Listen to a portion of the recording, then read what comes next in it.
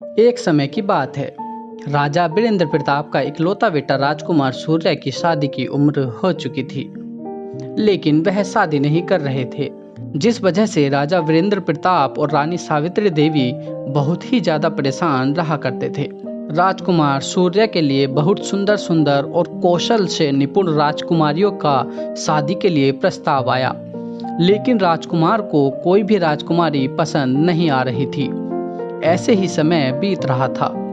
एक रात राजकुमार सूर्य सो रहे थे, तभी उनके सपने में एक पीपल के पेड़ के नीचे बैठी हुई बहुत ही सुंदर लड़की रो रही थी। उस लड़की के घने सुनहरे और सोने के बाल थे। उसकी आंखें आसमान के जैसी नीली थीं और उसका रंग दूध के जैसा सफेद था। राजकुमार को लड़की बहुत ही लुभावनी लग रही थी। कुछ देर बाद उनकी अचानक घबराकर आंख खुल जाती है। तभी राजकुमार की चीख सुन सावित्री वहां पहुंचती है और उनसे कहती है, अरे क्या हुआ बेटा, तुम इतनी जोर से क्यों चिल्ला रहे हो? क्या कोई बुरा सपना देखा? नहीं नहीं माँ, वो कोई बुरा सपना नहीं था। हमने तो बहुत ज्यादा सुंदर सपना देखा है। आप हमारी शादी करवाना चाहती हैं ना माँ? तो हमें आपको ये बताते हुए बेहद खुशी हो रही है कि अब हम शादी के लिए तैयार हैं, लेकिन हम उसी लड़की से शादी करेंगे जिस लड़की को हमने अभी अभी अपने सपने में देखा है।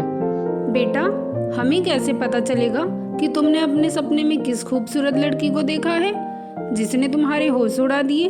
वो कौन है, कहाँ रहती है, हमें कैसे पता चलेगा? वो लड़की इस दुनिया में है भी या नहीं, या फिर सिर्फ तुम्हारा सपना ही है? बेटा, हम अच्छी तरह से जानते हैं तुम शादी से बचने के लिए अलग अलग तरीके निकाल रहे हो। ये भी जरूरी कोई नया तरीका है शादी से बचने का? नहीं माँ, हमें तो नहीं लगता कि जो सपना हमने देखा है वो झूठा है। मेरा दिल कहता है कि वो लड़की यहीं कहीं आसपास ही है। माँ, आप मुझ पर विश्वास तो करो। राजकुमार की बातों को सच मानकर रानी सावित्री नगर में ऐलान करवा देती है, जिस भी किसी लड़की के सोने के जैसे दिखने वाले बाल होंगे उसी से राजकुमार सूर्य की शादी होगी। लेकिन पूरे राज्य में एक भी लड़की के सोने के बाल नहीं थे, बल्कि राजकुमार सूर्य ने जिस लड़की को अपने सपने में देखा था वह तो मेरठ के एक छोटे से गांव में कामिनी थी, जिसके बहुत ही ज्यादा सुंदर सुनहरे सोने के बाल थे और वह अपनी सौतेली माँ लक्ष्मी और उसकी सौतेली बहन मोना के साथ रहती थी। माँ, मुझे भूख लगी है और इस करमजली ने अभी तक खाना भी नहीं बनाया। अरे हाँ बेटी, मैंने भी इससे आलू गोभी की सब्जी बनाने को कहा था, लेकिन इसने अभी तक कुछ बनाया ही नहीं।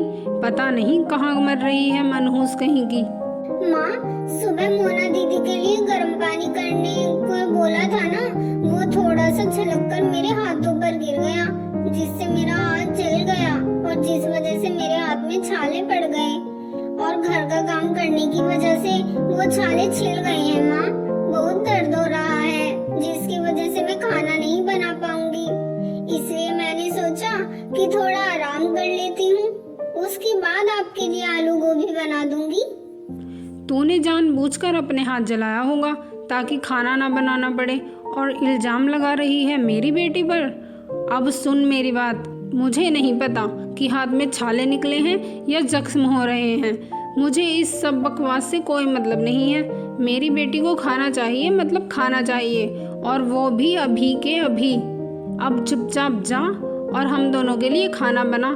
24 घंटे काम से बचने के लिए बस बहाने ढूंढती रहती है। बेचारी कामिनी अब क्या कर सकती थी। वह रोते हुए उन्हीं छाले पड़े हाथों से किचन में खाना बनाने चली जाती है। उसे बहुत ज़्यादा पेन हो रहा था, लेकिन वह कर भी क्या सकती थी। उसे अपनी सौतेली माँ और सौतेली बहन का अत्याचार चुपचाप सहन करना पड़ता था। कामिनी खाना बनाते हुए अपनी माँ को याद कर बहुत रो रही थी और मन ही मन सोचती है, ये देखिए माँ, आपकी राजकुमारी किस हालत में है। आज मेरे हाथों में इतने छाले होने के बावजूद भी मुझे उन दोनों के लिए खाना बनाना पड़ रहा है। आप तो मुझे अपनी शहजादी बेटी बोलती थी ना, और कहती थी कि मेरे बाल कोई मामूली बाल नहीं है, इनकी वजह से मेरी शादी एक राजकुमार से होगी। लेकिन माँ, कब होगी वो शादी? कब मेरा जीवन सफल होगा? कब मैं खुशियों में रहूंगी? अब मुझे उम्मीद नहीं है माँ। अब तो लगता है कि शायद यही मेरा जीवन है। ऐसा सोच सोच कर कामिनी बहुत रो रही थी और उसका खाने पर ध्यान नहीं जाता, जिस वजह से खाना पूरी तरह से जल जाता है। जब इस बात की खबर लक्ष्मी को लगती है तो वह गुस्से से आग बबूला हो जाती है और वह बेचारी कामिनी को बहुत मारती है और फिर उसका जला हुआ हाथ पूरी तरह मोड़कर उससे कहती है, तूने जानबूझ के सारा खाना जला दिया है ताकि हम दोनों माँ बेटी भूखे रह जाएं। मैं सब जानती हूँ तेरी ये चालाकियाँ। माँ प्लीज ये वाला हाथ छोड़ दीजिए ना, इसमें छाले हैं, मुझे बहुत दर्द हो रहा है। आज के बाद ऐसी गलती कभी नहीं होगी। मैं अभी बाहर से आपके लिए खाना पैक करवा कर ले आती हूँ, लेकिन प्लीज माँ मेरा हाथ छोड़ दीजिए। कामिनी मार्केट से खाना लाने की बात सुन लक्ष्मी उसे छोड़ देती है और वह रोते हुए मार्केट से खाना लेने चली जाती है। वहीं दूसरी तरफ राजकुमार सूर्या अपनी सपनों की राजकुमारी की खोज में इधर उधर भटक रहे थे कि तभी उनकी नज़र कामिनी के ऊपर पड़ती है। कामिनी को देख उन्हें अपनी आंखों पर विश्वास नहीं होता, लेकिन कुछ ही पल में कामिनी उनकी आंखों से ओझल हो जाती है। यह देखकर राजकुमार सूर्या घबरा जाते हैं और तुरंत अपने महल जाते हैं और रानी सावित्री देवी को सारी बात बताते हैं।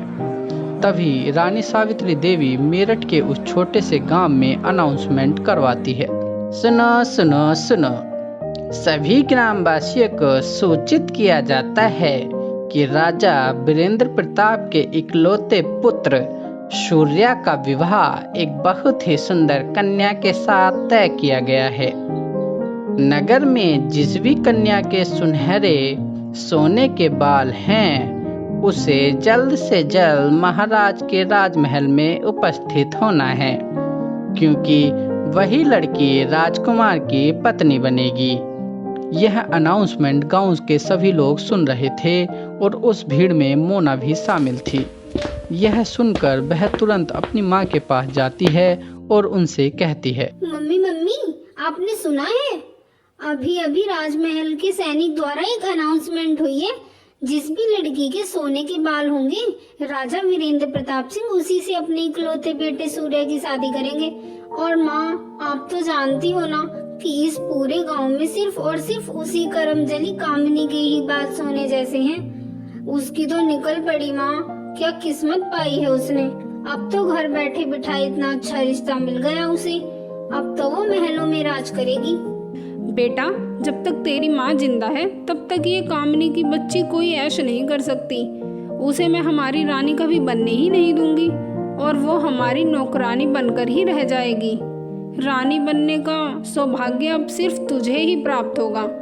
अब तू देख ये तेरी शातिर माँ क्या करती है। ऐसा सोचकर लक्ष्मी और मोना बहुत ज़्यादा खुश हो रही थी और वहीं दूसरी तरफ कामिनी भी बहुत खुश हो रही थी, क्योंकि उसे पता था कि पूरे नगर में सिर्फ और सिर्फ उसके ही सोने के जैसे सुनहरे बाल हैं। अब उसे उसकी माँ द्वारा बोली गई बात सच होती हुई नजर आ रही थी, इसलिए वह राजकुमार से शादी करने के लिए राजमहल के जाने की तैयारी कर रही थी। लेकिन उस बेचारे को क्या पता था कि उसकी जिंदगी में उसकी सौतेली माँ और बहन ग्रहण लगाने वाली हैं। लक्ष्मी कामिनी के शैम्पू में थोड़ा सा केमिकल मिला देती है। तभी बाथरूम में नहाने के लिए कामिनी आती है और नहाने लगती है। शैम्पू सर पर लगाने के बाद उसके सारे बाल गायब हो जाते हैं। ये सब देख कामिनी के पैरों के तले जमीन खिसक जाती है और वह जोर जोर से रोती है।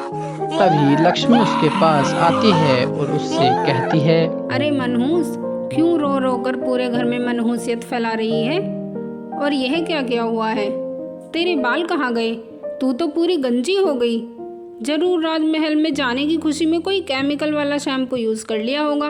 अब भुगत लिया ना उसका खामियाजा। अब सर पर बाल ही नहीं रहे। मैंने तो कोई केमिकल का शैम्पू यूज नहीं किया, वही यूज किया है जिसे मैं रोज अपने बालों पर लगाती हूँ। लेकिन पता नहीं ये सब कैसे हो गया। अब मैं महल कैसे जाऊंगी? मेरे सोने के बाल तो अब चले गए ना। हाय मेरी फूटी किस्मत। अब मैं राजकुमार सूर्य से शादी नहीं कर पाऊंगी। उधर लक्ष्मी ये सब देख बेहद खुश थी। उसने जैसा सोचा था वैसा ही हो रहा था। फिर वह अपनी बेटी के बालों के लिए बाजार से सुनहरे रंग की ब्लीच लेके आती है और अपनी बेटी मोना के बालों में सुनहरा करने वाली ब्लीच लगा देती है, जिससे उसके बाल सोने के हो जाते हैं।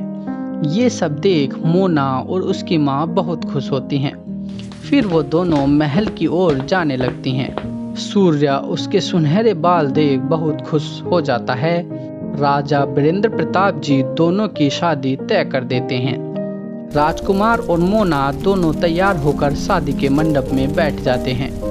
वहीं दूसरी तरफ कामिनी अपनी ऐसी हालत देख रोए जा रही थी। देख लो माँ, आपकी बेटी की ऐसी हालत हो गई। मुझे मेरी माँ ने ही गंजा कर दिया ताकि वो अपनी बेटी को धोखे से उस राजकुमार के साथ शादी करा सके। अब तो यही मेरी जिंदगी है। मैंने अपने जीवन में आज तक दुख के सिवा और कुछ नहीं देखा है। पहली बार उम्मीद जागी थी कि शायद अब मेरी जिंदगी थोड़ी संवर जाएगी, लेकिन अब मैं क्या करूं? उस मोना की शादी को कैसे रोकूं? उसकी ऐसी हालत देख उसकी माँ से रहा नहीं जाता और वह कामिनी के सामने प्रकट हो जाती है और बोलती है, बेटा दुखी ना हो, भगवान ने जो तेरी किस्मत में लिखा है वही होगा। कोई भी उसे मिटा नहीं सकता।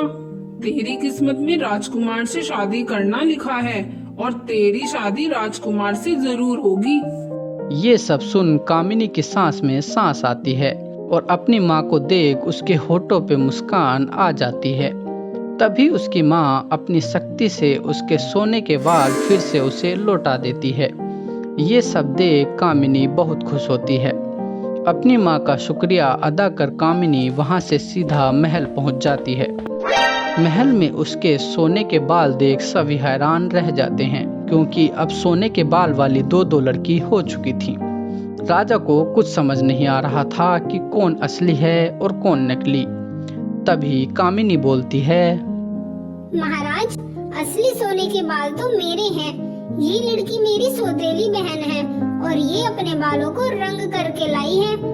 यकीन नहीं आ रहा है तो आप अभी किसी अच्छे से सुनार को बुला कर लाएं और इसकी बालों की जांच कराएं। महाराज द्वारा सुनार को बुलाया जाता है। सुनार दोनों के बालों की गहराई से जांच करता है और बोलता है, महाराज, असली सोने के बाल कामिनी के हैं, जबकि ये लड़की मोना आपको धोखा दे रही है। इसके कोई सोने बोने के बाल नहीं हैं। इसने खाली अपने बालों पे रंग किया हुआ है। ये सब सुन राजा आग बबूला हो जाता है और मोना और उसकी माँ लक्ष्मी को धोखा देने और कामिनी पर अत्याचार करने के जुर्म में कारावास में डाल देता है। उसके बाद कामिनी की राजकुमार सूर्य के साथ शादी हो जाती है और सुहानी उस राजमहल की रानी बन खुशी खुशी रहने लगती है। तो दोस्तों, आपको हमारी ये कहानी कैसी लगी हमें कमेंट सेक्शन में लिखकर ज़रूर बताएं। कहानी अगर अच्छी लगी हो तो दोस्तों और रिश्तेदारों से शेयर करें। और अभी तक अगर आपने हमारे चैनल को सब्सक्राइब नहीं किया है तो प्लीज़ हमारे चैनल को सब्सक्राइब कर लें और बेल आइकन को भी दबा दीजिए, ताकि हम आपके लिए आगे भी ऐसी मज़ेदार कहानियाँ लाते रहें। तो दोस्तों, हम मिलते हैं अगली कहानी में। तब तक के लिए इजाज़त दीजिए। धन्यवाद।